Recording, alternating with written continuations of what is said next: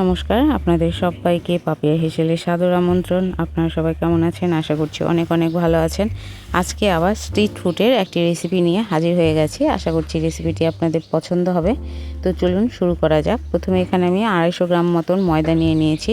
এর মধ্যে দিয়ে দিলাম পরিমাণ মতন লবণ আর 1 টিস্পুন মতন চিনি। নেবার পরে এখানে 4 থেকে 5 চামচ মতন আমি রিফাইন তেল নিয়ে নিচ্ছি। তেলটা দিয়ে আমি ময়দাটাকে ভালো করে ময়াম দিয়ে নেব।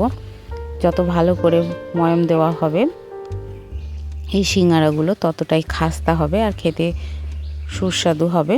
সেই জন্য আমি ভালো করে ময়াম দিয়ে নিচ্ছি। ময়াম দেওয়া হয়ে গেলে আমি এখানে দিয়ে দিচ্ছি পরিমাণ মতন জল।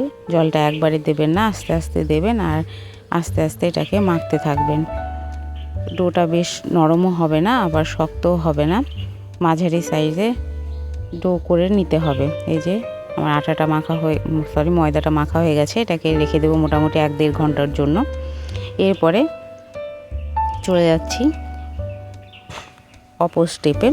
এখানে আমি কড়াইয়ের মধ্যে সামান্য পরিমাণে তেল দিয়ে নিয়েছি। তেলের ভেতরে 2 মুঠো মতন চিনেবাদাম দিয়ে এটাকে ভেজে তুলে নেব। আপনারা চাইলে তেলের পরিবর্তে শুকনো খোলায় চিনেবাদামটাকে ভেজে নিতে পারেন। আমি একটুখানি তেল দিয়ে এটা নেড়ে নিচ্ছি। নেড়ে তুলে নেবার পরে এই কড়াইয়ের ভেতরে দিয়ে দিচ্ছি আর একটুখানি সর্ষের তেল। তেলটা গরম হয়ে গেলে আমি এখানে দিয়ে দেব 1/2 টিস্পুন মতন সাদা জিরে আর তার সঙ্গে দিয়ে দিচ্ছি 1/2 টিস্পুনের একটুখানি কম হিং।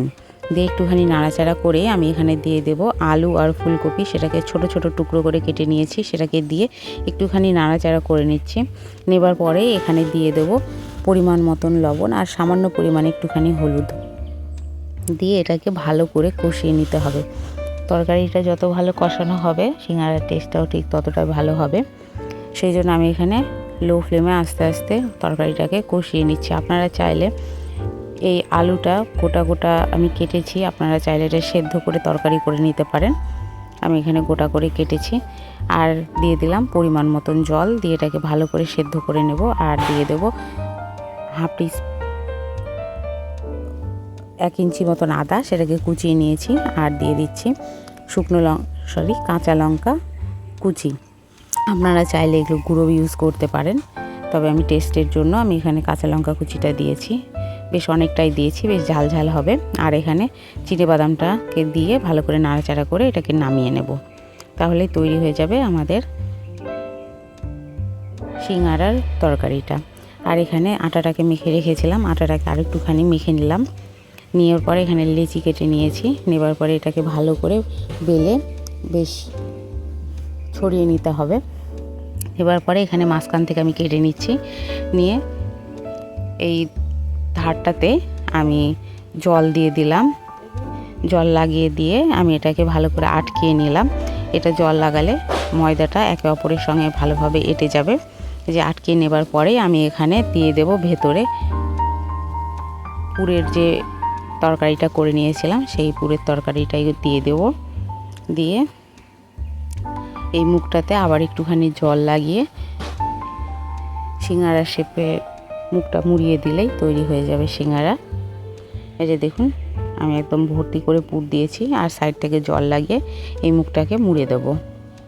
এই যে এইরকম করে মুড়ে দেবেন, তাহলে সিঙ্গারা শেপটা বেশ ভালো আসবে। এই দেখে নিন, এই যে এরকম করে মুড়ে নিতে হবে, তাহলে সিঙ্গারা শেপটা বেশ ভালো আসবে। এই যে দেখুন সিঙ্গারা শেপে চলে এসছে। এবার এই রকম করে বাকি সব সিঙ্গারাগুলোকেই তৈরি করে নেব। এই যে দেখুন সমস্ত সিঙ্গারা তৈরি করা হয়ে গেছে। এরপরে আমি এটা ভেজে নিতে হবে। কড়াইয়ে দিয়ে দিয়েছি রিফাইন তেল বেশ অনেকটা। এরপরে এই সিঙ্গারাগুলোকে দিয়ে লো ফ্লেমে আস্তে আস্তে ভেজে নিলেই সিঙ্গারা রেডি। আর অনেকটা খাস্তাও হবে আস্তে আস্তে ভাজলে।